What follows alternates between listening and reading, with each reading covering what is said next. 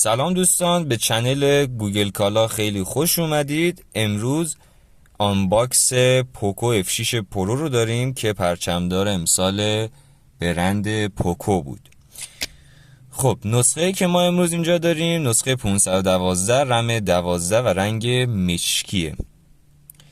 بریم برای خود جعبه و بیرون آوردن گوشی.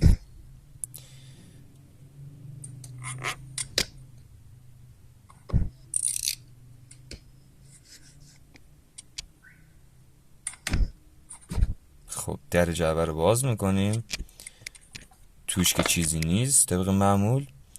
خب همین اول پک یه سری از لوازم جانبیش رو داریم، مثل همیشه اونم سوزن سیم کارت، دفترچه های راهنما و گارد TPU یا همون سیلیکونیتوری که شیائومی امسال داره میذاره تو گوشی هاشو داریم که کیفیت واقعا خوب و قابل قبولی هم داره.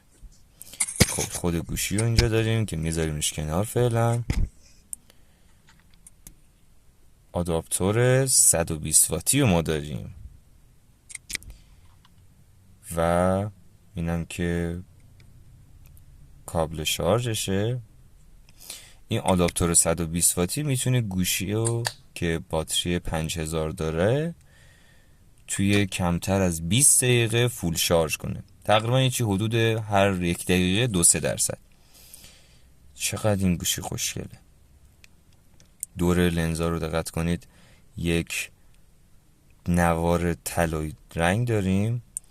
پشت خود گوشی هم که یک پترن یا همون یک تکسچر بسیار جذاب داره با یه جنس جذاب. پایین هم که درگاه تایپ سی و اسپیکر و خشاب سیم کارت و یک میکروفونه. لبه سمت چپ هیچی نیست.